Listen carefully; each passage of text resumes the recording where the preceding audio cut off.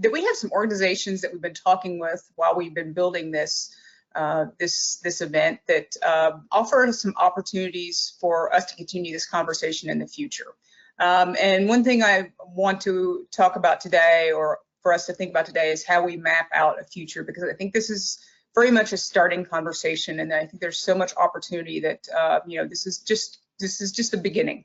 So you'll hear from the James B. Beam Institute today. They're having a conference in March. The Distillers Grains Technology Council is having a symposium in May, tentatively in person here in Louisville. Cross fingers, but we'll see how that works. And also our own division of compliance assistance here at EDC has its Sustainable Spirits event every year. So be thinking of ways that we can continue to map this forward and continue to have conversations with partner organizations and at conferences to pepper this information to different audiences and to get more people involved, because I think it's just getting as many people involved here and coming up with those new avenues and new thoughts and new uses. So once again, you know, the continuity of this conversation is so critical to this. So I want us to all sort of put our thinking caps on when thinking about how we map this out in the future. So just putting that plug in there. I mentioned earlier that I wanted to put some questions out there for us to consider as we go through today's conversations with our speakers. I think these are just some of the questions we need to answer to really move forward on this. And I'll say that we will not get to answer all of these today. There's a lot to talk about. So we'll probably be sending out a follow-up survey, and once again, having those separate conversations or separate events where we continue these conversations will be important. So looking at the list, and this list is actually also available in your handout section, so you can refer back to them as we go through. But we sort of came up with some thoughts that we'd like to sort of get answers for or work toward answers. Would you prefer to see the distillery industry handle an increase in spent grains through a centralized solution or a patchwork? Why does one or the other work and not work? So, you know, just helping us create that path. What do we need to be looking at? What are the major barriers to responsible reuse of spent grains on the distillery technology and agricultural side? So what do we need to address in order to make this happen? Are there things that we can put into place, information that we can impart, or things that we can research? So what are those barriers? What assistance do you need to overcome those barriers? How important will new research and technological innovation be to improving the economics of responsible spent grain reuse? So the economics of this have to work, right? For any one solution to really, to work. How can distilleries and supporting organizations help make informed decisions about what solutions are effective given scale and cost? What groups or subgroups can we create to work on particular issues revolving around distillers' grains? Do we need to have particular task forces or subgroups that work on specific issues? And are there people that haven't been brought to the table who need to be here? So those are all things that we want you to think about. Like I said, we've brought a lot of the ag community here with us. We have distilleries, we have the environmental. Are there other folks that they need to be brought to the table when we look at these? So those are your questions for the day. So without further ado, again, we're going to head into our first panel. We'll be talking, this one will talk about potential solutions. It's people who are currently using stillage or those who are coming up with new ways to use it. In this panel, we'll be hearing from Bradley Barron with the UK James B. Beam Institute. We'll hear from Dave Maples with the Kentucky Cattlemen's Association, and a group who's got a project going or potential project in Marion County, Jack Gibbons with Bolin Group, Dr. Jagannath Satyabalu with the University of Louisville, and George Bauer with Biogas Technology Group, LLC. So they'll be talking about the myriad of things that like I said, this is not an exhaustive list of things that are happening out there, but just a small subset. I wouldn't say small subset, but a subset of some of those things. So first, we're going to hand the presentation over to Bradley Barron. So Brad, I am going, if you'll unmute and show your camera, I am going to make you presenter. All right, thank you. Good deal. Hopefully everybody can see the screen here. Yes. Well, that disappeared for a second. All right, thank you, and thank you everybody for coming. I think this is a great opportunity to get everybody together and get the conversation going. My role is the research director at the James B. Beam Institute for Kentucky Spirits. I'm also a professor in the chemical engineering departments at UK. So the talk today, we're really going to outline both the activity and the concept of what we're trying to accomplish at the James B. Beam Institute at the University of Kentucky. And then we're also going to take a lot of time and sort of walk through the breadth of the research going on at the University of Kentucky. I've had a lot of contributions from different faculty members from across campus, and we're going to just more or less touch on all of the research going on and give you an opportunity to get sort of that real initial view of what's going on and just get the conversation started. So that didn't work. There we go. I was trying to move my my little window around. All right, so our overall goal is to be an internationally recognized institute dedicated to the advancement of bourbon industry through workforce programming, scientific discovery, and industry partnerships. And that vision, I'm just going to point out, if you just want to sort of remember one thing, is we want to be here to really advance the bourbon industry in Kentucky. So really, these are the areas that we identified as the most impactful ways for an educational institution to impact that overall strategy. So as we look at these different elements at the Beam Institute at the University of Kentucky, obviously we want to start out with education. So we do a lot of work in education. We kick off with our first spirits classes offered back in 2012. And then the core of our educational effort from the undergraduate elements is really looking at a certificate we have in distilled wine and brewing studies. It really is one of the first programs to encompass the breadth of the distillery industry in Kentucky. If we think about all of the agricultural environments through to the engineering, to the basic sciences and the humanities, you think about all of the diversity of jobs that exist in the distilled spirits community. That's what we're trying to bring together. So we have engineers that understand tourism and understand flavor profiles and things like that. And that's really what we're trying to bring together in this certificate. So we've got over 15 full-length classes being delivered at the University of Kentucky, and students in the certificate program are putting together 4 of those classes. So they've got a really good, well-rounded background. In 2019, we took that certificate online, and now we're at the place where we're looking at about 150 students in the certificate program. We have both people face-to-face and online, and we're really seeing that growth. So if you're looking for new people, we're really putting a lot of effort to make sure we have students coming out of the University of Kentucky that are really well educated in this space. Part of that education is the institute that we're opening up in the new distillery buildings on campus, and that's buildings plural. So to start out, we're looking at the major Beam Institute building, which is going to be a 7,500 square foot teaching distillery. So it's going to be an operating distillery that's on campus. It's going to be right there by Kroger Field, the football field on UK campus.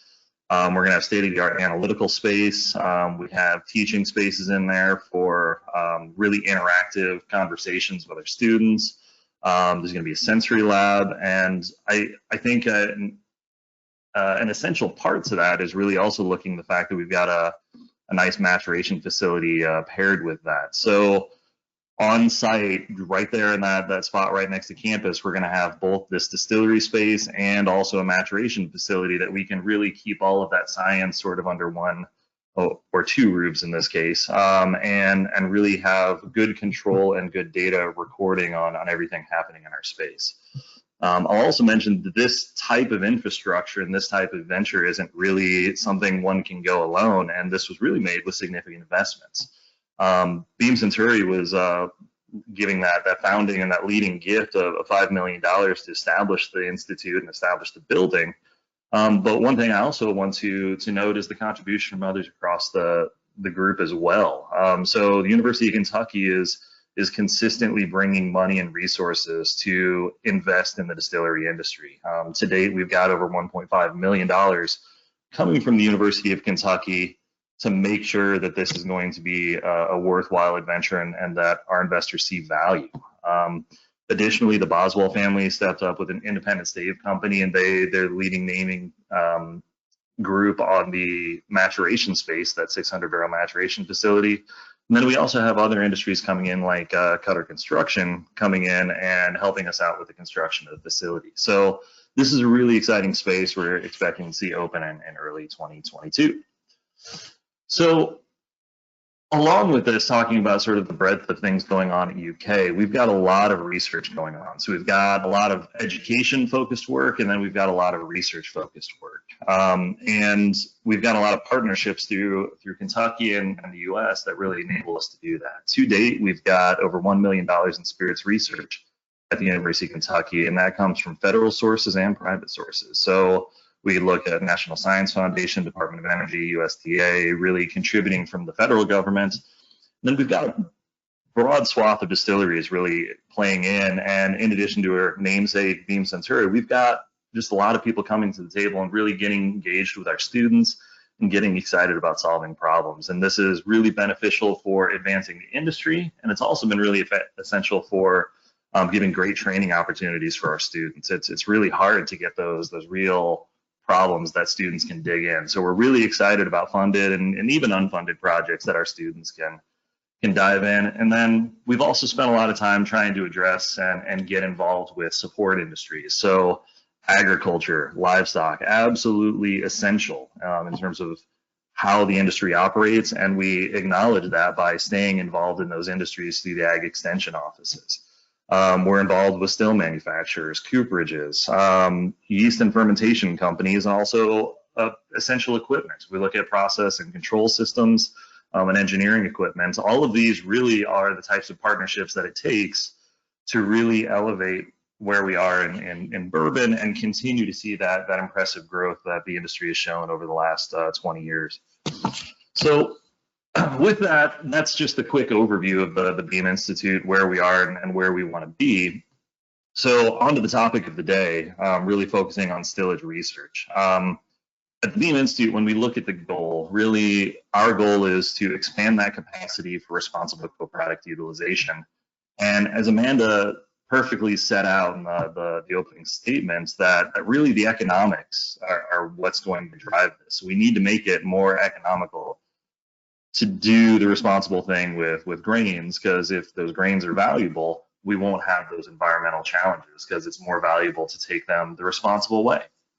So our general approach here is going to be looking at development of value-added co-product streams, also looking at validation of energy-saving processing at scale. And the second part of processing at scale, I think, is going to be important for bringing in that new distillery space. And finally, looking at accelerated alignment of these dewatering technologies and the end user needs. This last bullet point alludes back to Amanda mentioning either having a centralized solution or a patchwork of solutions. If we have different types of dewatering technologies, I think those should be ideally paired with the end user needs. Traditionally, that's all been livestock, but as we start looking at alternative end users, I think pairing distilleries with different dewatering technologies with these different end users is really going to be a way we can accelerate and handle these this surge in stillage. So again, I think this isn't going to be something that's going to be addressed or solved today or necessarily even this year or next year. We're really looking at the Beam Institute of establishing a consistent collaborative approach in this, and central to that is starting the conversation and continuing the conversation with the distilling industry and understanding where you guys want to go with this and understanding how we can best support you. So that all kicks off with this meeting. We're really excited about the Kentucky Energy and Environment Cabinet being enthusiastic about addressing this problem. We've also set aside time in our upcoming Beam Institute conference in March to dedicate a session to stillage research. Registration for that conference is open. There's information here. You can just sort of search for Beam Institute conference, and that should pop up pretty quickly.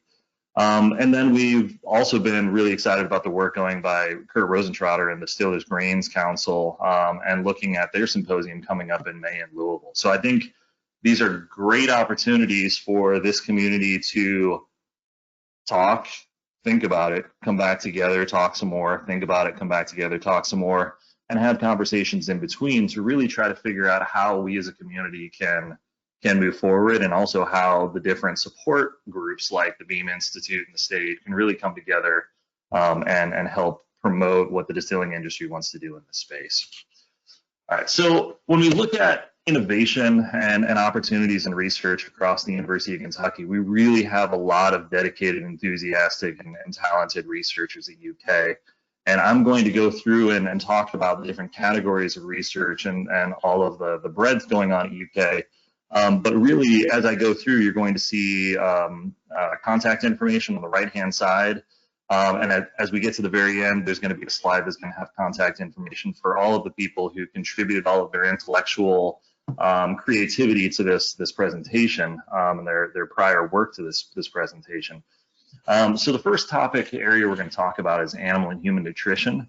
And animal nutrition we're going to start out with because I think that's the one we're most familiar with, and I think a lot of people are also familiar with the work of Jeff Lemcooler in the Ag Extension Office. He specializes in feedstuff publication and outreach, really looking at animal nutrition. So he's done a lot of press articles, fact sheets, educational programs, and field days. But Jeff's been working in this space so long, and those who know him know he's a real believer that really we need to use these resources wisely to make sure that we have that continuing forward. So we want to make sure we're feeding cattle the right way so that people are enthusiastic about continuing to feed cattle with stillage, so that we can continue to use that as an end user of stillage. So he's done a lot of work in this space. You can see a couple of his papers here. But what we can see also is he's doing a lot of work in decision tools. So cattlemen trying to understand whether or not DDGS is right for them, trying to understand how to store the DDGS, and also looking at the overall cost. And he's got educational tools and worksheets that he's happy to work through with you to try to figure out whether or not these are appropriate for you, and really helping cattlemen understand how that they can take advantage of this resource. So I'm excited that he's continuing this. He's done a lot of neat demonstrations and a lot of research looking at, you can see here, there's work going on in the storage of hay bales and the storage of wet cake with preservatives provided by Alltech, and really trying to figure out different ways you can take wet cake and store it for prolonged periods of time, and then later feed as you deal with different surges in availability. So he's got a lot of exciting research going on, but when we were talking to Jeff before this presentation, he wanted to outline several opportunities for really ways we can increase the capacity of cattle consumption, and also keep that consumption responsible. One thing he's really curious about is understanding with bourbon stillage in particular, understanding how that pH works with the fermentation characteristics of the cattle gut. And also trying to understand really how much stillage we can use to optimize production efficiency for the cattlemen. And then finally, is there something about distillery feeds that are effective in terms of reducing greenhouse gases, and looking at how that nutritional profile can actually reduce that greenhouse gas profile associated with the industry? And then finally, there was an interesting conversation we had about the fact that high levels of starches in traditional feeds typically lead to challenges in cattle health, and the need to introduce antibiotics into cattle to keep them healthy. Well, distillery grains are lower in starch, so is there a way that lowering that starch can allow us to avoid or even replace some of the antibiotics being used with cattle, and actually promote the overall health of cattle in Kentucky? So there's a ton of opportunity here, and I think Jeff's been doing a great job to really lead and try to provide that bridge between distillery and farmer. So On to less traditional areas, actually, I mean, existing areas in terms of what to do with DDGS. And we've been having conversations with different companies and different researchers in the space of using distillery grains as insect feed. So here we've got work. Nick Tietz was good enough to sort of put together a couple slides for us to understand sort of the opportunities that exist with feeding black soldier flies, which are larvae that have larvae that are really great at consuming pretty much everything. So you feed the DDGS to the insects. The larvae can be used to feed chickens or processed into some sort of protein supplements. And then the insect frass, or colloquially the insect poop, is a really clean, nice fertilizer that's rich in nitrogen, phosphorus, and potassium. And while this may seem like sort of a crazy concept, there's a company here in Maysville, I hope is on the call today, EnviroFlight, that's already using dried grains. So one of the questions is this an opportunity that we can step up in terms of a dried grain sink in Kentucky, or can we potentially transition this insect food over to something like a wet feed, where we can reduce our drying capacity in the state? I think both of those are interesting things to follow up on. We've had preliminary conversations with both EnviroFlight and also Beta Hatch, another company out of Seattle, working in a similar area. So US has a lot of infrastructure, UK has a lot of infrastructure for insect feed. Primarily Nick Tietz has been our contact person there, who does a lot of work with rearing flies, and then the analysis of their health. And there's a lot of work going on in UK entomology, particularly with industry collaborations. They have centers dedicated to interacting with the industry, and one example that the distillery community is familiar with is the powder post beetle. So it's that same UK entomology, UK Ag Extension Office that's really going around to the distillery sites and helping the distillery industry handle issues with the powder post beetle. It's the same group of people that's now interested in working with you on insect feed infrastructure. So good partners in the past, and I think there's a great opportunity to move forward with this group as a partner as well. So transitioning from animal and insect feed over to human feed, there's a lot of work at UK really thinking about how we can use this as either a food that we're going to use as a food product or nutritional supplements. There's great work going on in biosystems and ag, really taking advantage of the protein and fiber content associated with distillers grain, blending that in with more traditional grains, and then extruding that. So Saboti's lab's been doing a great job of creating these kind of like Cheeto kind of puffs that have been blended in with bourbon spent grain, and now we've got a snack food that has higher protein and higher fiber content than what we would traditionally see in these types of snack foods. And as we look at this alone is kind of a cool accomplishment. And then as we look at opportunities to move this forward, Bodhi's pointed out that we can take that and put that into an extruded product today, but there's also plenty of opportunities in things like breakfast cereals.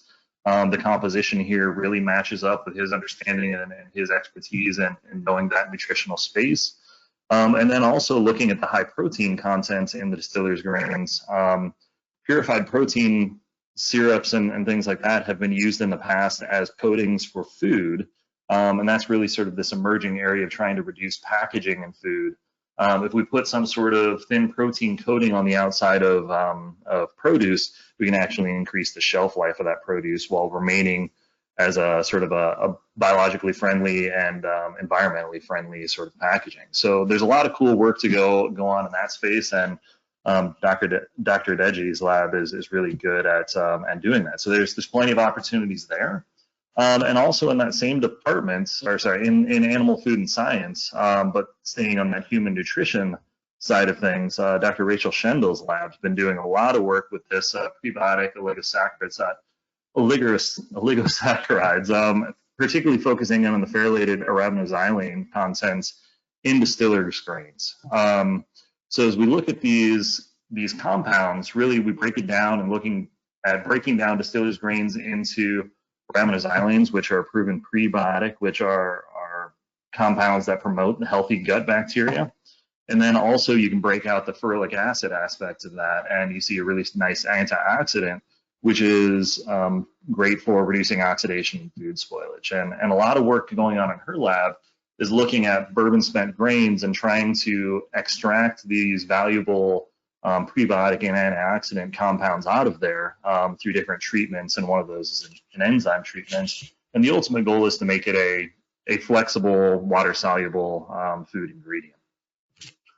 So UK has already invested a little into this project through a challenge grant system, and also they've been, Dr. Tyndall's lab's been working with Buffalo Trace Stillage to really analyze that content and understand what's going on there. So there's bourbon grains she has established has high prebiotic content. So if we look at the bottom, we see arabinose and xylose featured prominently in the breakdown. And then we also see high ferulic acid content on the right-hand side there. So there's plenty of content there in bourbon distilled grains. And then we also, or she has also established that that xylanase treatments, or these enzyme treatments, are capable of taking these compounds that are present and increasing the water solubility and the availability for human health. So a lot of cool work there. And as she looks forward at the opportunities in the space, really looking at how we can take these concepts and these ingredients and start looking at application-specific testing. Really looking at what happens in vitro gut fermentation with these prebiotic systems. So what happens in the human gut with these compounds, but looking at it in vitro. So looking at it in a test tube kind of format, and then also looking at the expanded characterization of the structures we're releasing from these different treatments. But I think there's incredible opportunity in the space, and kind of excited to see that project moving forward. So transitioning from just the concept of feeding these distillery grains to somebody, the overall concept we're looking at here is now looking at upgrading these co-products. So we've got energy co-production, we've got pharmaceutical discovery, we've got, sure it's going. I'm just making sure. Yeah, we've got energy co-production, we've got pharmaceutical discovery, and also novel product isolation. I'm kicking off now with the Hobbs lab. And what I like about her work is it really focuses on this food, water, energy nexus, the intersection of all of these. Really, when you look at distillers' grains, we got food, we got water, and we got energy sort of coexisting in this space, and she has some decision tools to decouple all of these. So when we dig in, I want to kind of highlight some of the work she's done in Belize of looking at these compounds, and she really did an analysis of options for waste management in Belize, of burning material, river dump, or burying, things that we wouldn't typically consider in Kentucky, but really just looking at the social analysis and the analysis of how these systems work. So we've got really analyzing all of the different compounds going on in this system. So really thinking about what matters to the different stakeholders, and then analyzing that in a holistic manner. So there's information on her research here, but ultimately her and her team went in and analyzed the system and worked through another system that's this biogals up in the upper right corner, looking to empower women of color to create sustainable solutions. Really worked at this sort of STEM diversity outreach group to create biogas processing in the Kentucky space. So, or in that Belize system, and work from there. Also in this area, we've got an opportunity to talk about drug discovery in the plants and fermentation products. UK College of Pharmacy is #6 nationally as a college of pharmacy, and they've got the Center for Pharmaceutical Research and Innovation. And as we look at this system, we've got libraries of small molecules that they take from plants or unique microbial fermentation systems, and analogs of those, and use those screening for different drugs or use in different drug systems. So as we look at the screening of these different drug systems, we've got opportunities for therapeutic effect in both the cardiovascular space, the cancer space, and as we start looking at different drug opportunities, having libraries of interesting small molecules is going to be useful in that space. So in that area of sort of discovery and trying to find valuable small molecules, we've got multiple efforts going on in engineering led up by Steve Rankin, really trying to understand how we can take different components of stillage and break it down and use it and turn it into more valuable products. One is a multiple institute project going across at the university, led by the University of Kentucky and Steve Rankin, trying to take lignin, which is a component of those grains, and break it down into more valuable products. So he's really just looking at different ways of converting this and then ultimately upgrading the overall concepts. But again, this is a big multi-institution effort, and there's a lot of institutions, a lot of PhD level researchers really looking at all of the opportunities we can take, biorefine and upgrade these compounds. And these are great strategies I think are going to be essential to really increasing the value of co-products in the distillery space. And he's got another initiative that focuses more on dilute aqueous aromatic systems or solutions. And when we think about dilute aqueous systems, we're probably more thinking along the lines of thin stillage or things converted into a thin stillage type system, and then starting to look at how we can isolate compounds like monomers. If you're looking down here in the middle, monomers are the kinds of things you would use in polymer production, and there's big polymer production in southern Indiana. We could look at flavor compounds, which would be useful for our industry, and then also pharmaceutical compounds that would be good to pair with the College of Pharmacy. So again, this is a large initiative led by Stephen Rankin in chemical engineering, but there's plenty of other researchers taking part in this. Many of you may know Bert Lynn, who's been active in the distillery space and in the analytical side for quite some time. But there's plenty of opportunity associated with really separating and reacting some of these compounds into more value-added products. Now, the last thing I'm going to quickly cover is really dewatering and distillery processing. And this is the kinds of things you might actually have happening on your distillery's campus. And as we look at the first, I'm going to jump into Don Colliver at the Kentucky Industrial Assessment Center. And this is, it's hard to overstate, but it's an incredible resource for distilleries. So basically what this team does is uses funding from the Department of Energy to go out to distilleries and analyze energy or some other resource use, most typically energy. And they've been going around to distilleries and giving them feedback from what students and faculty are reporting from those systems on areas that they can save on energy. So when you look at some of the results from this, and these are free assessments, so you can just call them up, they'll come out to your facility for free if you meet the criteria for that system. So if we look at what's happening over the last 3 years, they've made a lot of recommendations. Typically, they'll come out, spend a week with your facility and write 10 to 15 different recommendations. And of those recommendations in the last 3 years, they've saved over $3 million in utility bills. I mean, that's impressive. And typically, they'll come in and deliver a little over 20% utility savings. And it's not just sort of nonsense recommendations that this team is making. Over half the recommendations that they suggest are actually implemented. So again, a free resource, and I think this is something that everybody should consider going back and giving Don Colliver a call today, really in terms of trying to see how your distillery can take advantage of their skill in coming out and hunting out inefficiencies in energy. So a great resource there, and I really encourage you to reach out to the Kentucky Industry Agriculture or Assessment Center. Another area that's been kind of exciting for us is we've been doing a lot of work with Steve Shaffrick in mining engineering. And Steve pointed out that surface mines and all types of mines really spends a lot of time processing solid particles and also searching through those for value-added materials. So Steve and his colleagues over in mining engineering at the University of Kentucky have been looking at applying traditional mining processing equipment over on the stillage handling side and trying to figure out how we can use that for separations. He's done some preliminary work with stillage he's gotten from the Pepper Distillery here in Lexington and seen some preliminary success, but these are early on in the process. But I think there's huge potential to take technology developed in another industry and take the intellectual firepower that we have at the University of Kentucky mining engineering and really bring that to bear on distillery processing. I think there's incredible opportunity there.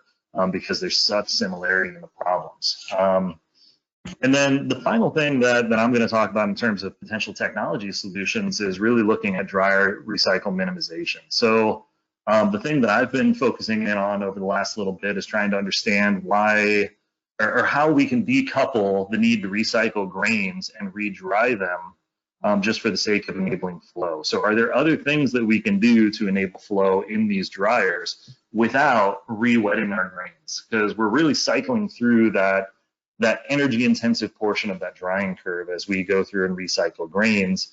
And it's really challenging to keep things flowing, particularly as we're adding more and more rye to these grain bills to really keep these things from gumming up and moving forward. So really taking a very straightforward engineering analysis of when things are sticking and when things are flowing and trying to understand the forces at play there and using that to deliver some relatively straightforward solutions in recycle minimization. And I think that's going to deliver some energy savings and potential increased throughput with existing equipment.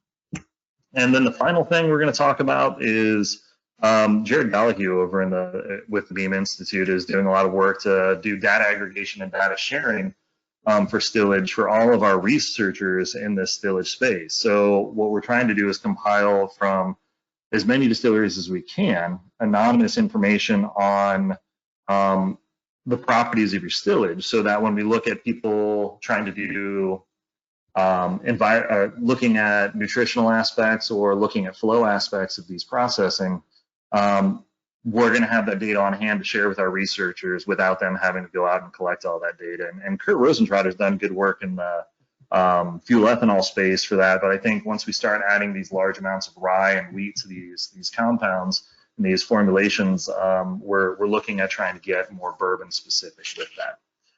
So that was the Whirlwinds tour. But again, this is all really compiling all of the work going on across campus. There's other people I didn't have the time to talk about. We've got an Institute for Water Resources Management. We've got the Center for Applied Energy Research. We've got Membrane Center. There's a ton of research going on at the University of Kentucky, and the Beam Institute is really trying to connect all of these researchers to distillery problems. So if there's anything we can do to sort of promote that, we're more than happy to. So I will leave us at that, and yeah, give us a chance to come back around on the rest of that conversation. So thank you very much for your attention, and we will go from there. All right, thank you very much. And I would be remiss if I didn't point out during this portion, because I know you covered energy, and I know our Office of Energy Policy is also they're working with Energy Star, you know, and doing audits and things like that. Also with another sister university, University of Louisville, Kentucky Pollution Prevention Center. So there's lots of resources out there too, as we get our sustainability plugs in as well. So just wanted to mention that, and we'll try to get some information about that out there as well. Like I said, there's so much going on out there, we can't fit it all in one day. But thank you so much, Brad. There are lots of great stuff going on at UK, from bourbon Cheetos to bugs to probiotics and everything beyond. So that's some pretty exciting stuff. So right now we're going to circle back to the agricultural community, and we talked a little bit about that in the first presentation. I want to invite Dave Maples and Becky Thompson. I will share, I'll make you panelists here, and you should get the, there you go. Can you see it? We can see it, yes. Okay. I'm going to let Dave go. All right. Thank you, guys. My name's Dave Maples. I'm the exec at the Kentucky Cattlemen's Association, and Becky Thompson is here with me. Becky works with our beef network and really stays on top of the water issues and issues like this. So I really appreciate her, along with Dr. Jeff Lemcooler. And Dr. Lemcooler was mentioned a while ago. Really helped us a whole lot over the years with this subject. Amanda, I really appreciate you and the secretary for doing this. You know, this is something that's probably should have been done a long time ago. You know, I've had conversations with staff at KDA about having a meeting like this before, but we really hadn't got around to do it. You know, I think the cattle industry and the distillery industry have got a long history, probably going back to the beginning of our country, that we've worked together. You know, that cow that you see right there on the screen is an amazing animal. It's a ruminant. That ruminant can take low quality forages or byproducts, and it can turn it into a really high quality protein for our consumers and the people that consume beef. So it's a really wonderful animal. What I would like to do today is just really go through, talk to you a little bit about the beef industry in Kentucky, who we are, kind of some of our business models and the way it works today and has been working for a while. Maybe is there conversation around how do we change some of that stuff? I want to go through some vision and a kind of recap our long range plan that we went through, and then kind of follow up with it at the end of maybe how we could work together. So in Kentucky, the Kentucky beef industry is a pretty big industry that a lot of people a lot of times overlook and don't look at us all that well a lot of times. There's some 38,000 beef farm families out there across the Commonwealth of Kentucky. You know, that breaks down to about 27 head of cows. So it's a lot of us, a lot of small, you know, rural businesses. These are businesses out across the state. We have over 1 million cows, about 1.1 million cows. That makes us the 8th largest beef cattle state in the United States. If you put cows and calves and the dairy industry all together, you're topping 2 million head of cattle, and that makes us the largest beef cattle state east of the Mississippi River. And why are we that? Why do we have so many cattle? Why have we evolved to being the largest beef cattle state in the East? And it's about that. The next bullet point there is fescue. We got a lot of grass in this state. We rank first in non-alfalfa production, so we got a lot of forages in the state. If you look in Kentucky, the equine industry, the broiler industry, the cattle industry, tobacco and soybeans, that's kind of the top 5 revenue generators in Kentucky. You know, I think the one thing that's different about us, if we're in every county in the state, you know, most all of those cows are owned by Kentucky farm families. We're local, we're rural. We play a big important part into rural economic development. And I can't go without saying, and you heard from Dorsey Ridley at the Ag Development Board, the Ag Development Board invested heavily in the cattle industry in Kentucky. And we've made lots and lots of progress in the last 20 years. And it's come about by having some resources to change what we were doing. And it's like Senator Wrigley said a while ago, we moved from a tobacco economy to a calf economy here. And we're doing really well. We've gotten our genetics better. We can produce more beef with fewer cattle, and we're doing a whole lot of stuff a whole lot better than we did 20 years ago. So I really want to give a shout out to the folks in Kentucky for investing those dollars into our industry. You know, if you look into it, livestock and livestock products in Kentucky account for over 66% of Kentucky's farm income. So that's big for us. Farmland covers over half of the acreage in the state of Kentucky. So we are a rural state that has some 54% in farmland. So what I want to do right here, and I've used these slides quite a bit, and the slide to my right, the one that has beef cow inventory. If you look at that, that's where the cows are in the United States. These are the mother cow, the factory. And as you can see, most of the cows are in the heart of the country, Texas, right up through Oklahoma, Kansas, Nebraska, the Dakotas, Montana, get over into Missouri and Iowa. But if you'll glance over to your right and you look at the state of Kentucky, and there's a pretty big blue area there, and that belt runs from just south of Cincinnati all the way down through the middle part of Tennessee, and then you get across the mountains over into the Virginias and Carolinas. So there's a lot of cows in Kentucky, and it's because we have the grass. But if you go over and you look at the map to the left, and that map is the feedlots, and that's where the cattle go into the feed yards. Kentucky is a cow-calf state. What that means is we have cows. That cow has a calf. That calf stays in Kentucky to, 550 to 800 pounds, and then it makes the journey out to the west. And if you go from Lexington, Kentucky to Lexington, Nebraska, that's about 942 miles. Over the last 2 weeks, 2 or 3 weeks, this week, there are a lot of trucks moving Kentucky calves into the Midwest to the feed yards. So that 942 miles, it's about 14 hours that calf is going to be on that truck.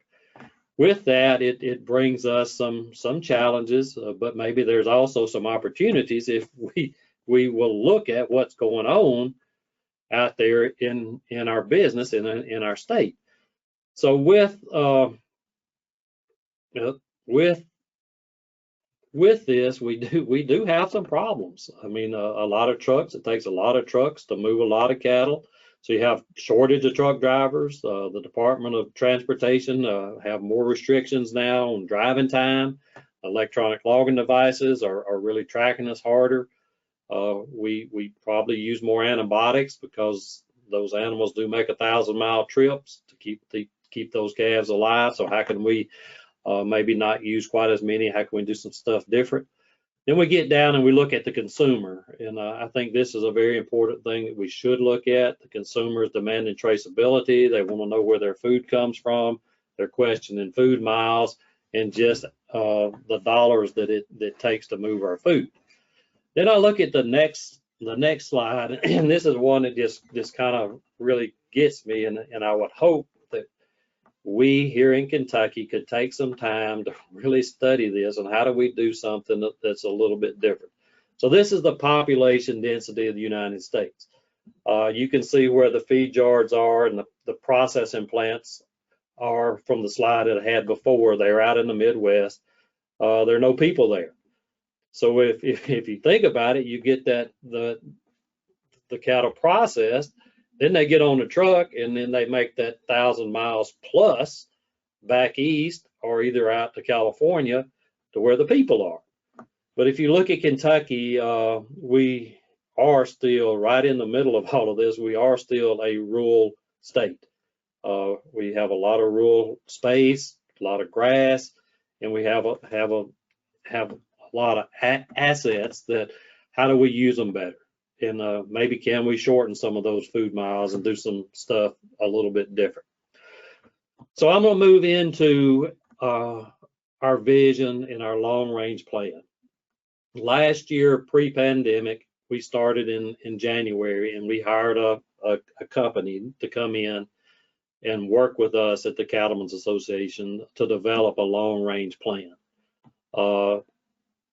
I've been through long range plans before, but this was a very good one.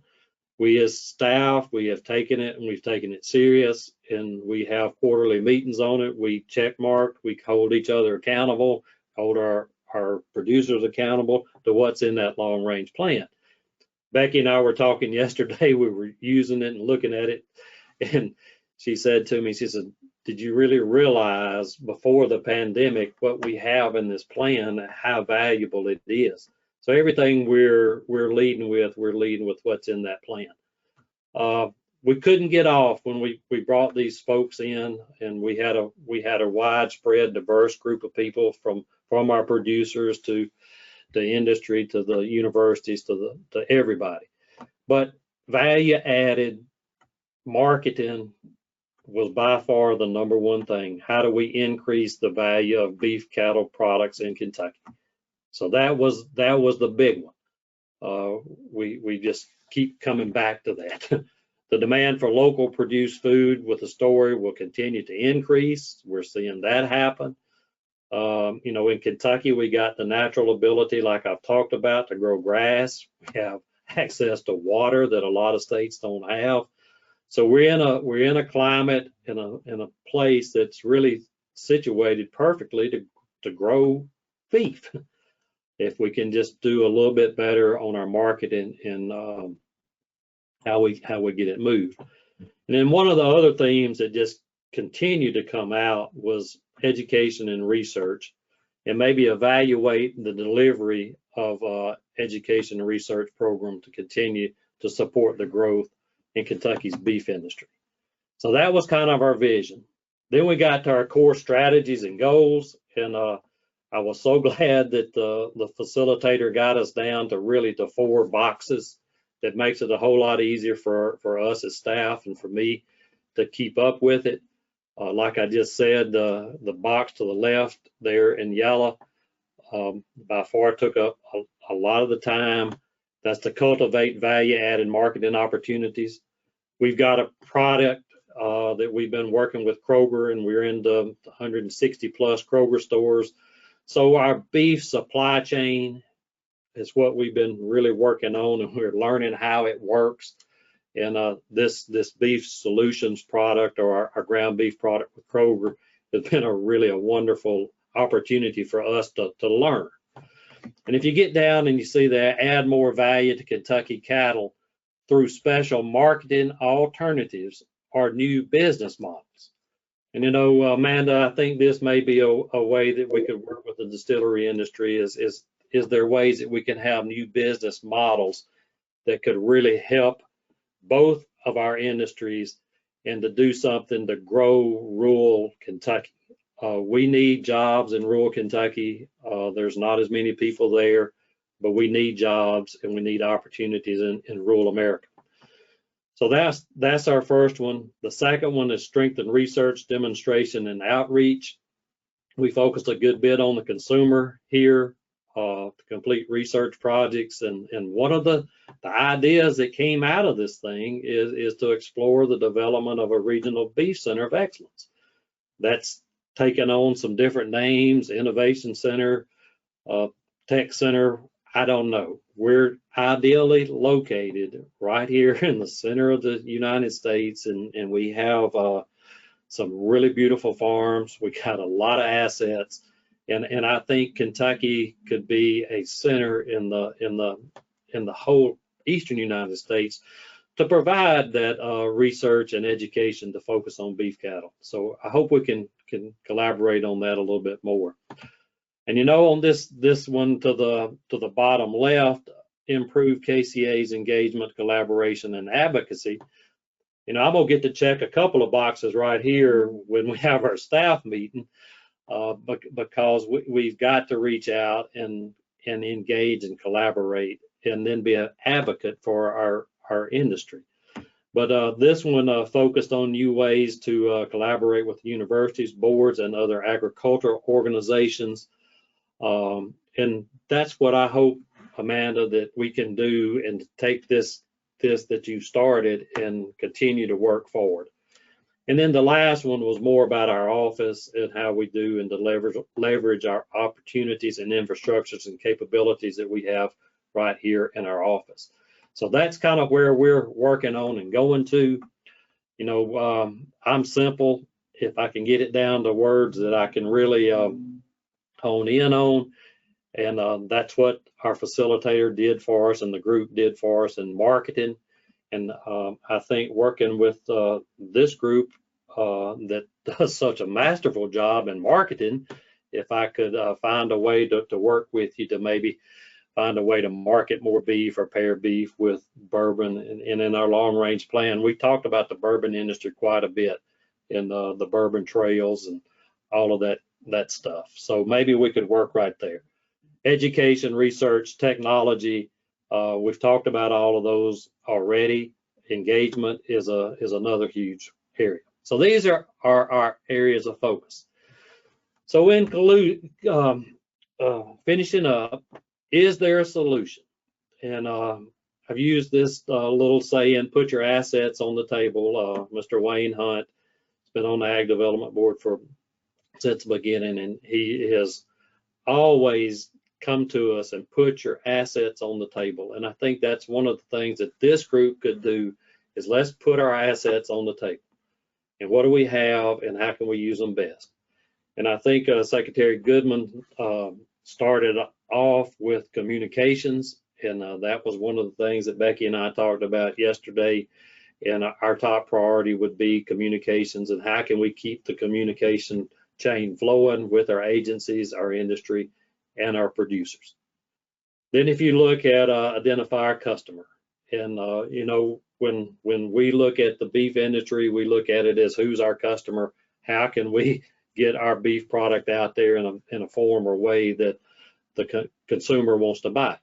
I think that's what we've got to do right here with this subject is the distillery byproducts, are they in the right form? Are you getting the product there to what the customer really wants? Who is your customer? And you've already talked about, does it need to be in a different form, dried or pelleted or whatnot?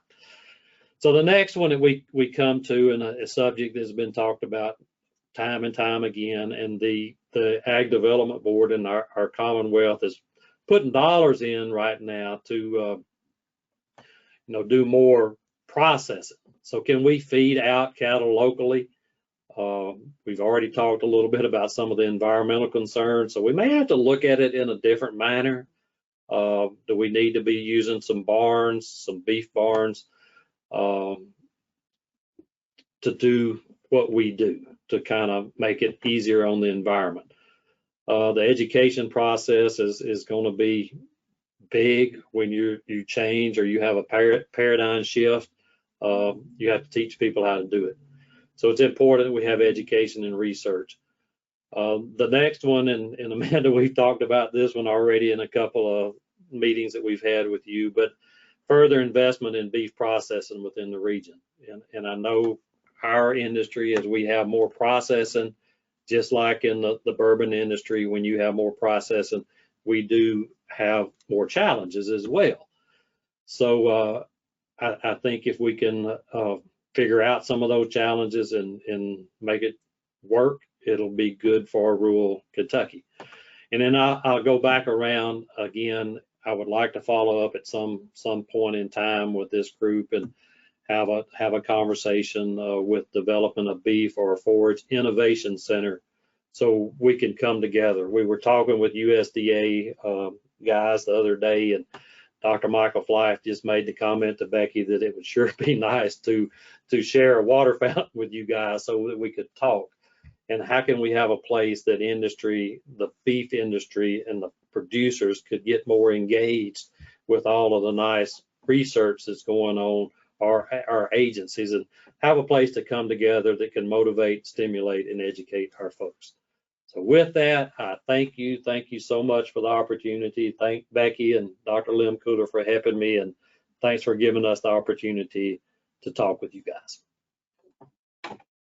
Well, thank you so much, you two, and we definitely there's lots of conversations that need to be going on. You know, obviously there's some challenges there, but I think we're all up for challenges to make this work. So I think there's great, like I said, great opportunity, and you know, from that regional beef center to, and of course, jobs in rural Kentucky are incredibly important, and you know, supporting those folks. So we're all in for that conversation. So thank both of you for being with us this morning, and we're looking forward to continuing to talk to you, and you know, hopefully we'll be able to share that water cooler soon, right?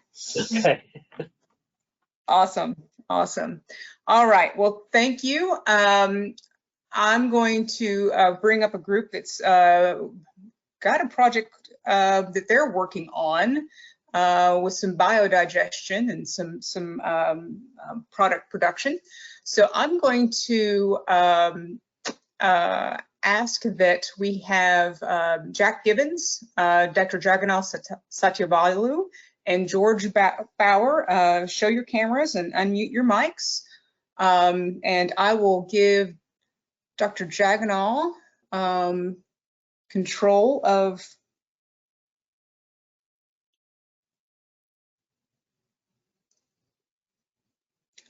the screen there.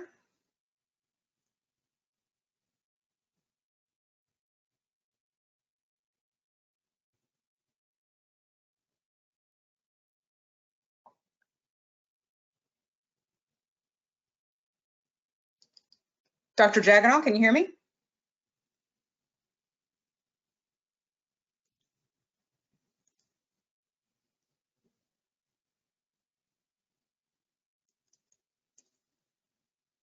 Can you unmute your mic?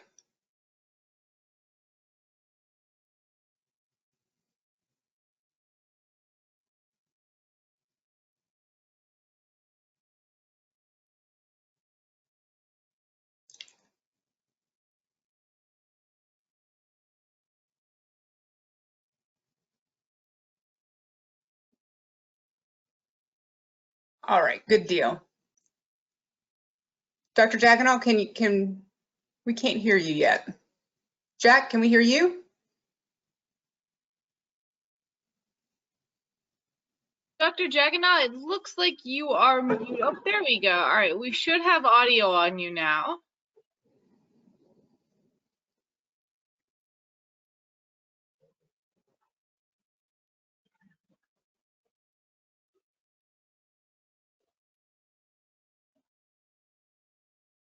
Dr. Jagannath, we cannot hear you. It says that you're unmuted. It's possible. Does the headset you have on have a microphone attached to it?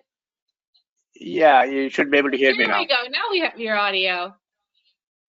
And can you hear me all right? Yes, we can. Okay, thanks. Yes. Okay, well, I will start up and then introduce my team.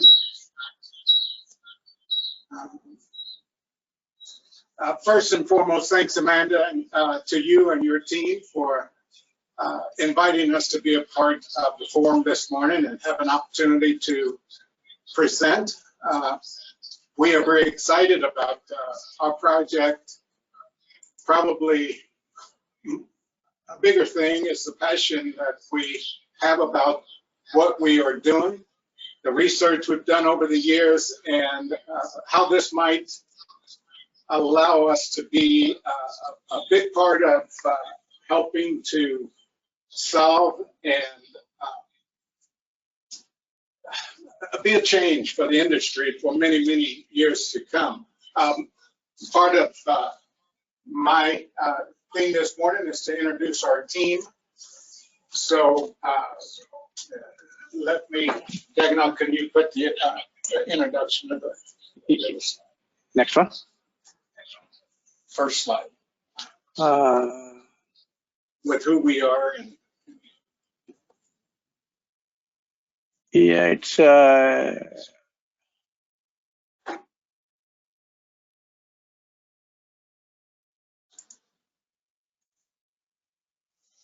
we go. Our team consists of a couple of guys who are pretty much very, very smart in what they do, and then me as a tag along. Let me just introduce you to Dr. Jagannath Sayabolu. He is founder of Bioproducts.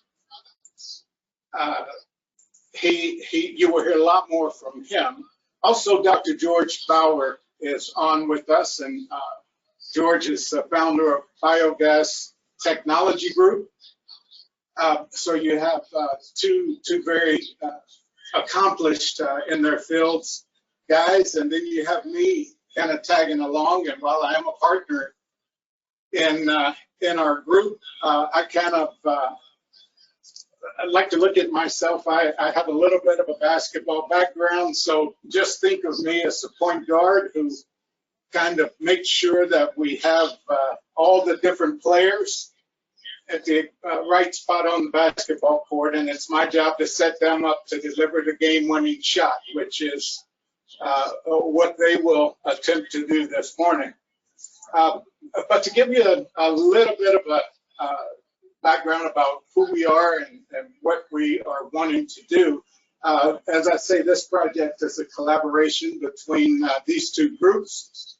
And the project is designed to manage raw stillage as a viable product rather than a waste product.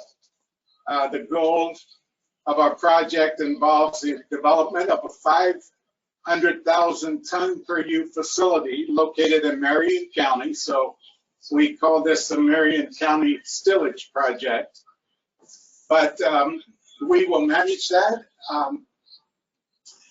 And we will have some co-located users on that. And as I say, our theme is to process and convert raw stillage into recoverable products.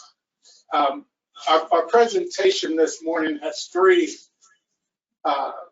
basic features that I'd like to talk to you about, and then I'll turn it over to the experts and allow them to discuss with you this project. First, we will be involved in the pre-processing of raw stillage to recover food grade products and enhance the production of renewable natural gas. We'll talk to you about these products, the renewable natural gas and the reusable bioproducts. And that kind of helps with the economics of our project. And then we'll talk about the high efficiency gas separation and the recovery of pipeline quality RNG for use as a fuel. And then we're very excited about the removal of the CO2 and kind of putting that back into a greenhouse situation to help with plant growth. And there's a difference between the two processes. So before I get to this, another basketball analogy and start playing way above the rim, I'm going to turn this over to Dr. Salibalu and give him an opportunity to just comment on this slide and then that will lead into his presentation. Good morning. Thanks for the opportunity and thanks, Jack.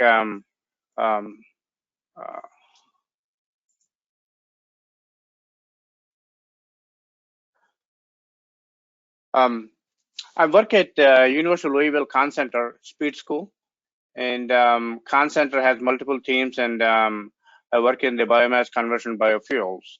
My background is before coming to University of Louisville, I spent 25 years in the industry, about 20 years of that in the grain processing and corn milling, oil seeds, and various, including the overall business development, environmental plant operations, and capital projects management.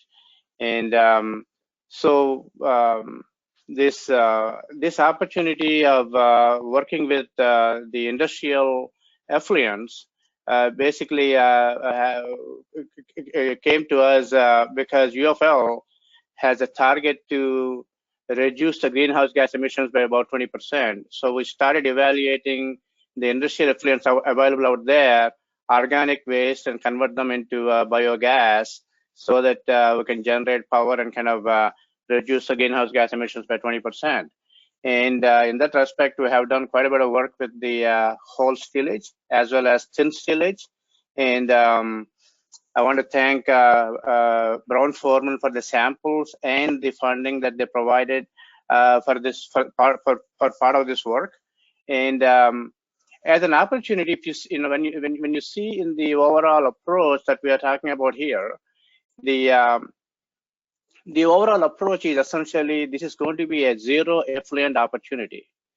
That means, even when we take the liquid out, liquid still need to be treated by the plant, and that's going to be a cost item.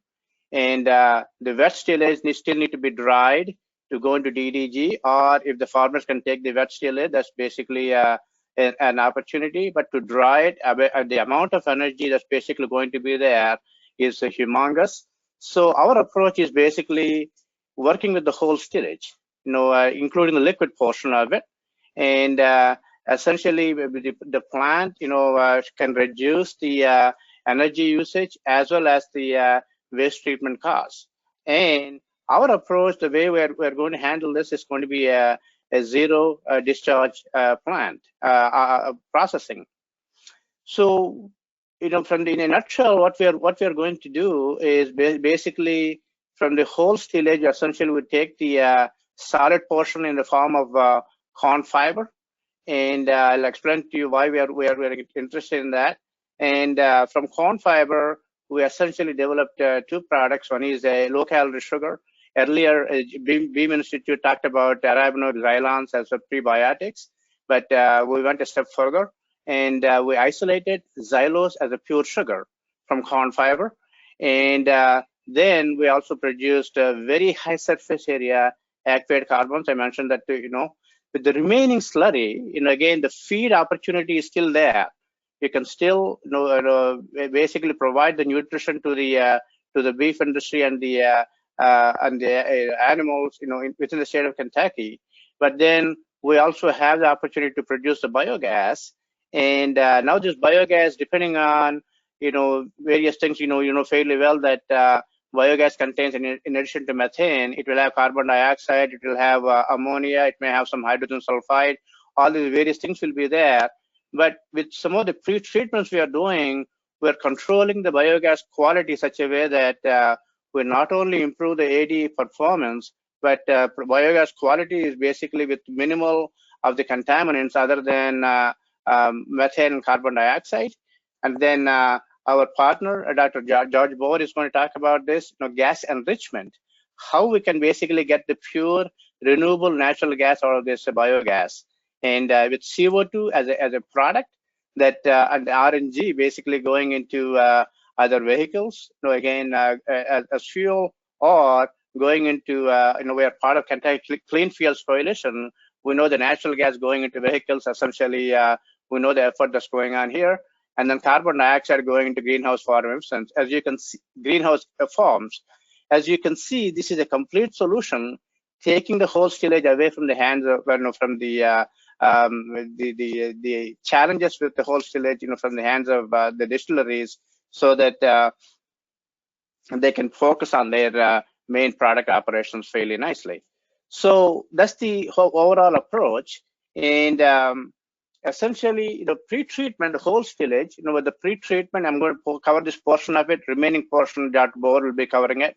And in the pre-treatment, we developed several technologies that essentially, purpose is to improve the quality of corn fiber. Purpose is to improve the performance of the downstream anaerobic digestion.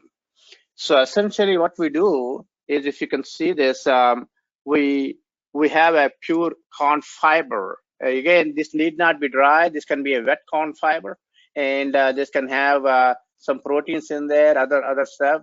And but we first take the corn fiber away from this, and then we developed some C5 selective extractions. C5s are hemicelluloses, arachidonic xylons. We essentially come up with a hydrolysate that contains the sugars, and from this sugar we essentially come up with xylose sugar as a dry powder. From here to here, this is what the process is patented, and this is basically a low energy. All the separation is done under ambient conditions. There is no heat used. This is basically a capturing agent we added that captures the xylose selectively, and xylose is taken away. So this is a fairly small footprint operation. The remaining fiber after the hydrolysis is basically converted into activated carbons. As you can see, with these co-product strategies, this is the kind of strategy we use in biofuels. For the biogas production, now how do we make sure that the cost of biogas production is kind of maintained, controlled, is through the co-product strategies. We use that in ethanol production. We use that in various biofuels production. The co-product strategy is something that we basically focus on quite a bit in the biofuels production area. And the co-products not only generate the cash flow we need, but also they basically improve the quality of the products. So the reason we are interested in corn fiber is that you're very familiar with this. When you take the corn kernel, we're interested in the corn fiber is nothing but the pericarp fiber. The pericarp fiber essentially is very rich in hemicellulose. Less than by nature, it have more hemicellulose and less cellulose, and lignin content is almost nothing. And compared to, say, I came from my work experience is also in the pulp and paper industry, and the lignins in woods are basically in the 12 to 15% range. So the lignin separation of lignin from corn fiber basically is fairly minimal. But as a result of low lignin content, what we do is we can extract the hemicellulose fairly nicely, and that's what our interest is. This is basically a hemicellulose-rich fiber, and once we have this fiber, what we do is basically put our process together, hydrolysate, produce the hydrolysate, and make the xylose product. What is our interest in the xylose? Xylose is basically most abundantly available natural sugar in nature, next to glucose. It's 0 calorie, low calorie sugar, and the major thing is it doesn't metabolize in the body. So imagine all the diabetes and the cases in the country, all the obesity cases. Basically, this is basically a true natural sugar that you can consume in large volumes as you need. This is basically can be a very safe sugar. This is going to attract its own, grow into a large volume opportunity as well, creates new jobs. And our corn fiber, from what we are throwing away, is now can be a starting material for this very highly, that can be used in the community fairly effectively for obesity as well as for diabetes, and we can kind of produce the sugar. Currently, xylose is going to making xylitol, and this xylitol is coming from current sources of xylitol are from wood, but imagine our corn fiber being the source of this xylitol. So this is basically a xylitol is an existing product, but the way we are making xylose will make it a large volume xylose opportunity for the communities for obesity as well as for diabetes. This is a patented process that UFL has developed and licensed it to bioproducts. And this one with Kentucky Commercialization Fund, we were able to produce kilogram scale quantities of this product, gave it to various customers and for xylitol producers. And this product is fairly on par with what the conversion people, what the market is looking for. And using our patented process, we do everything under ambient conditions, very small footprint, low capital opportunity. And this is a non-aqueous based process so that there is no typical waste generated. All the reagents are recycled and regenerated. So this is essentially one opportunity that we can produce using corn fiber from stillage and the associated industry that's possible. This xylose on the food side, the markets are fairly well developed. On the industrial side, xylose can be an excellent opportunity to produce plastics and high energy density fuels, and that's what we are developing as well. And now with the remaining fiber, what happens? This is only about 20% of the fiber is xylose. Remaining 80% of the fiber. When you look at the structure of that fiber after hydrolysis, you can clearly see how this is basically has increased surface area. And we want to utilize this ability of the material that's remaining after hydrolysis, and we produce fairly high surface area carbons. What's the uniqueness of this is, look at this surface area here, 1300 to 1600 square meters per gram. That's a high surface area. And with this high surface area, automotive industry, batteries, basically lithium batteries going into electric vehicles. Imagine all that new manufacturing, sustainable manufacturing with sustainable carbons that we can develop within Kentucky using our own stillage. We have developed applications in the lithium-ion batteries. We have good battery research center at Corn Center, and we have tested these things fairly effectively. They are very good clean carbons, high surface area carbons. We put them in super capacitors. With collaboration with Europeans, we worked on photovoltaic cells as well. And we're also developing these carbons to go into hydrogen storage. So these are the various opportunities with the with the fiber coming from. So as you can see, the stillage, which is essentially becoming, something that people are giving a toll to take it away, or in becoming a challenge to the distilleries, can be a wonderful source of revenue, for the distilleries. So this is about the co-products on the solid side and the pre-treatment side. Now I would like to ask my colleague, Dr. Bower, to talk about the biogas side.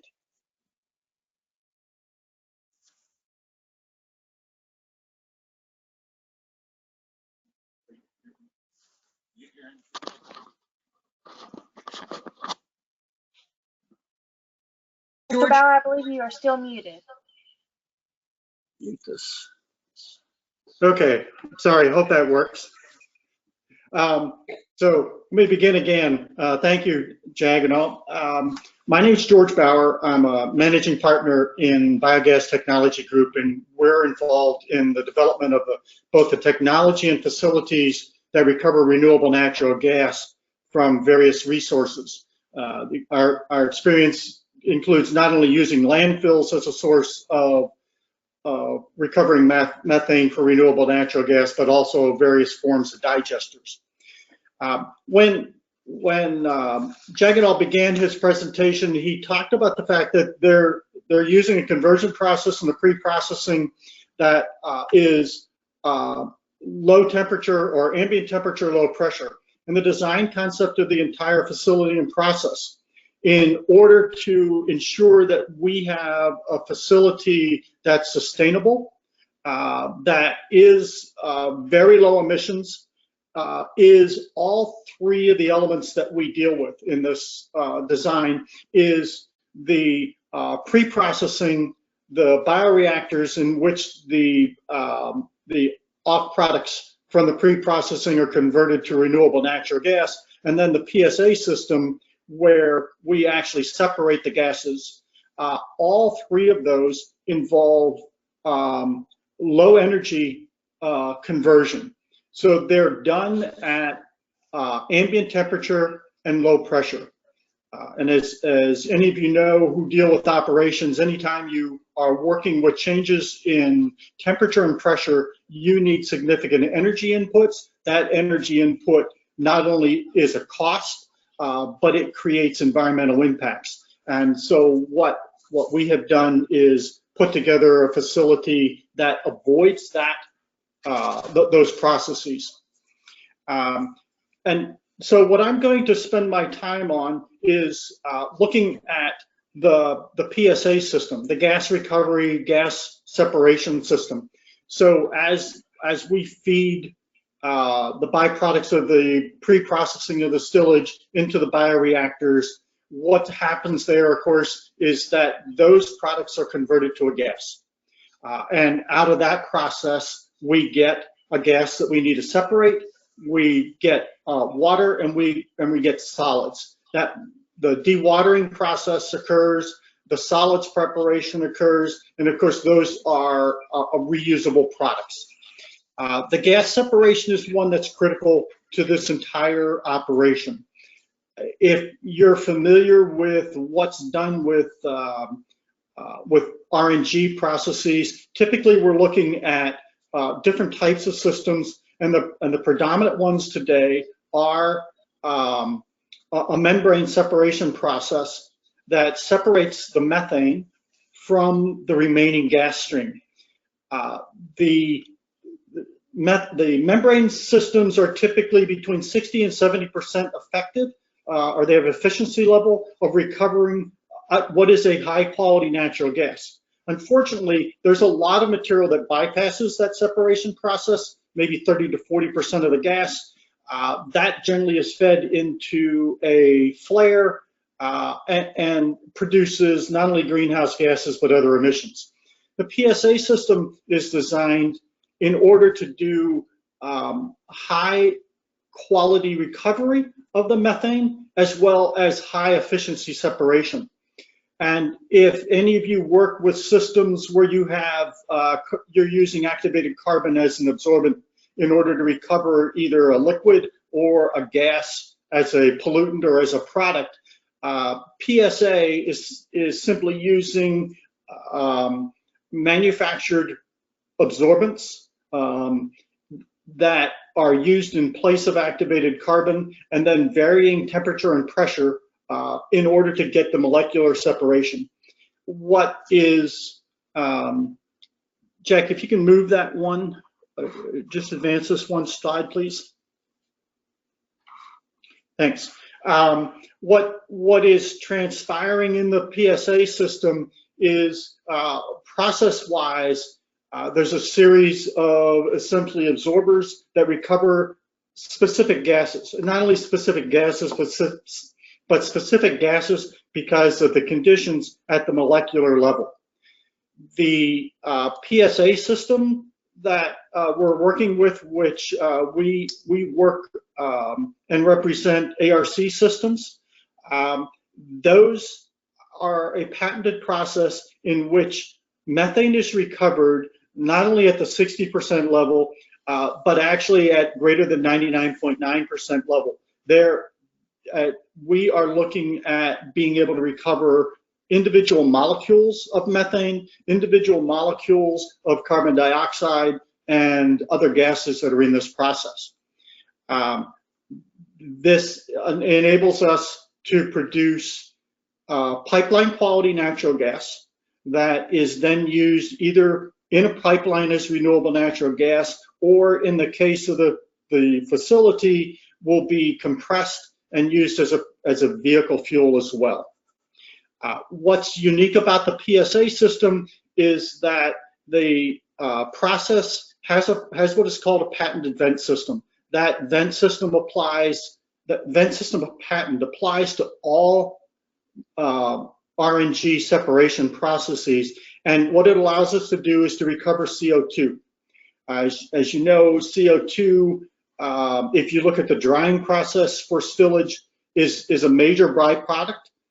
It's a major greenhouse gas, and there are significant emissions. In this case, these PSA systems have no air quality permit required because the recovery of the methane and the recovery of the CO2, what can be emitted from the system is oxygen and nitrogen, which obviously are both compounds that exist in the ambient air anyways. So our objective is not only recover methane, recover CO2, and that CO2 recovery is why we're able to have a near zero discharge emission system. Discharges again being oxygen and nitrogen. That CO2, our intent is to use that on site with the greenhouse operations so that it is then sequestered back into the environment as a result of plant growth. So Jack, let's move on another slide here, if you will. You'll control that for me. Thank you. So there's a whole series of advantages to a PSA system. I talked about a few of those. There's a few others that I'd like to highlight here out of this list, though. The system itself is remotely monitored. We control the system using a GCMS, a gas chromatograph unit. And that allows us to monitor the conditions of and the quality of the incoming gas from the digesters, the bioreactors, and to monitor the quality of our outlet gases on a real-time basis. So we're sampling multiple times a second, making process adjustments to the control system in order to ensure that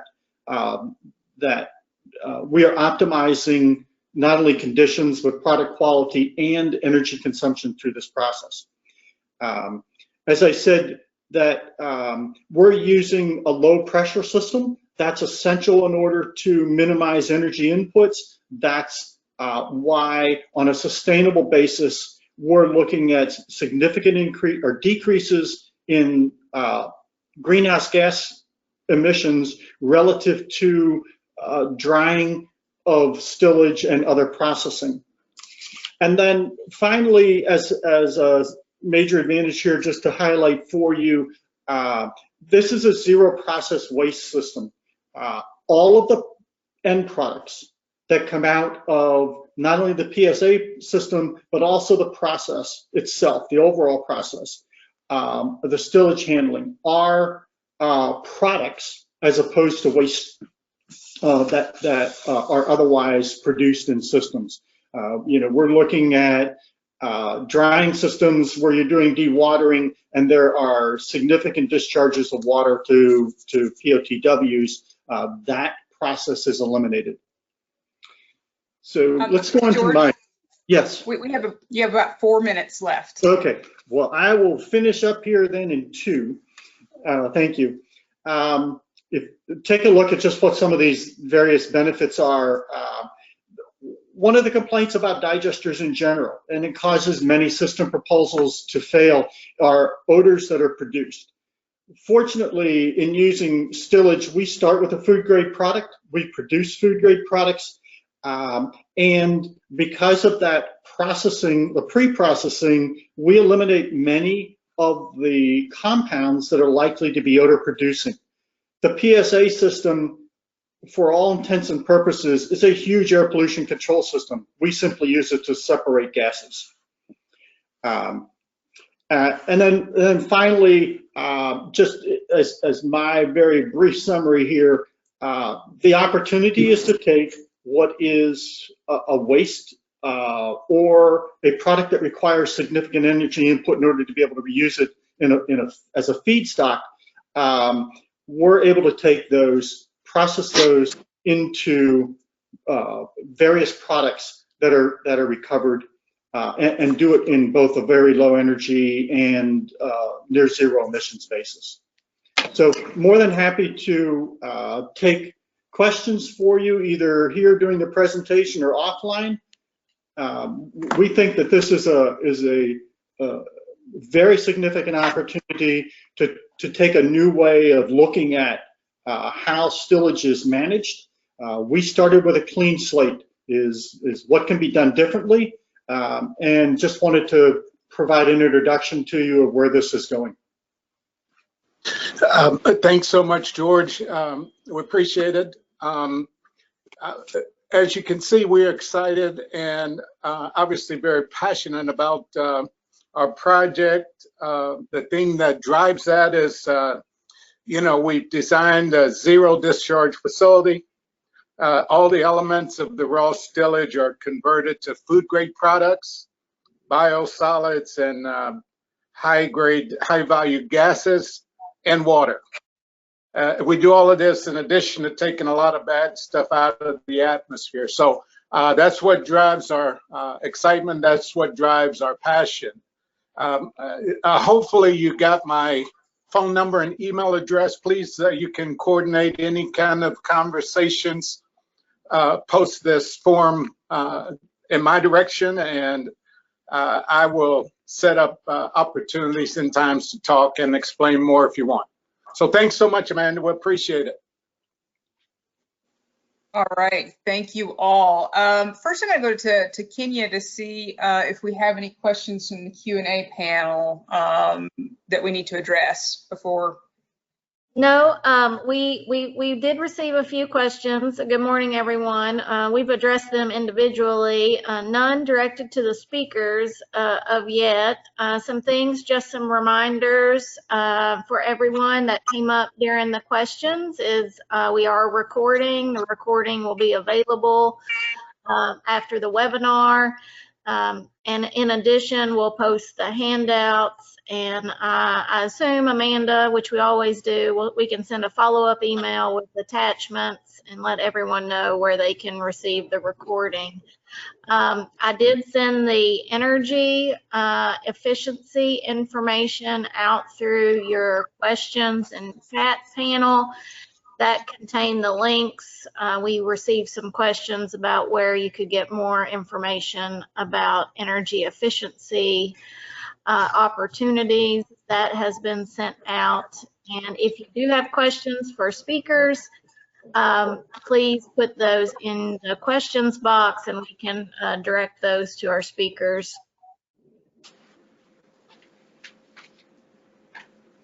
All right, so I have I know that, and this is for Dr. Jagannath and George. I don't know anything about battery production, but you mentioned some of the high quality carbons that can be used for batteries. What volume are we talking about? I don't know how much carbon ion battery, and what are we talking about, enough to co-locate a battery production facility, or is it something that would be shipped off somewhere else, or what's like, or do you know? Yeah, the amount of carbon that goes into a battery for production is fairly low. It's used on electrodes as well as some electrolytes, and but the quality and the surface area and the porosity, pore volume are critical. And the battery industry is looking for sustainable green carbon. So as a result of it, yeah, it will be very possible to locate a battery manufacturing center unit to Kentucky. That's because of all the automotive industry we have here already, and all the automotive parts we have here.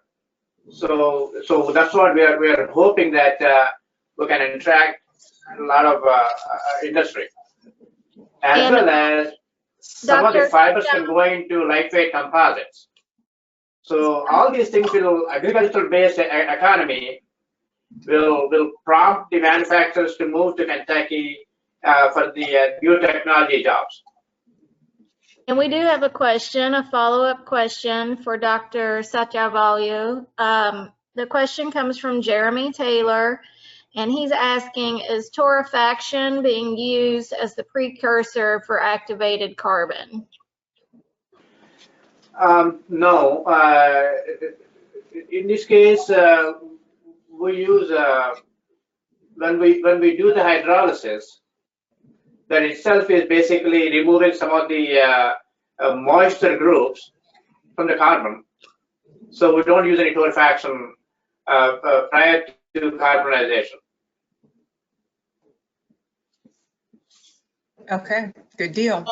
And Amanda, that looks like we don't have any further questions for the panelists. Wait, I spoke too soon. Maybe I should do that more often. Here's one from Roger Henley. As I understand it, the process of creating activated carbons from DSGs is energy intensive, requiring a reactor with high heat and pressure. That is not completely true, because even the torrefaction, carbonization, they generate their own energy, because we need something to start the start the process. But then these are self-sustaining reactions, so these are not energy intensive. They generate their own energy, but they are not completely zero energy consuming either.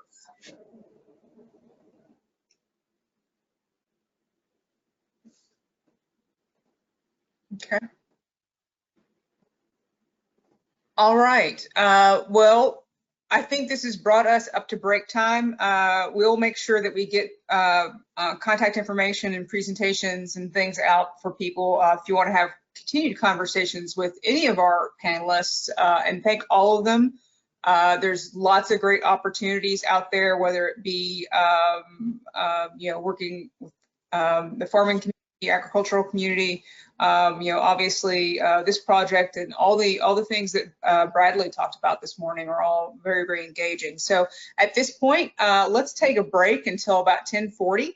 I'll come back a couple minutes early and just remind you that breaks going to be ending, but we'll just take a small break here and we'll continue on at 10:40. Thanks.